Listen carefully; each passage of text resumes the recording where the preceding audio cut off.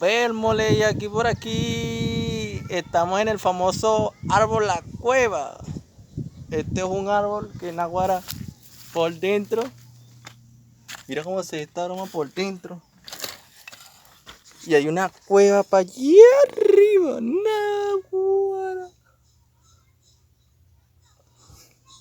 Un árbol que tiene un hueco en todo el medio.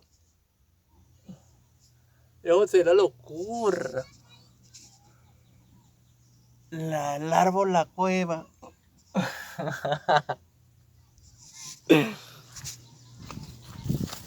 Y es un arbolito.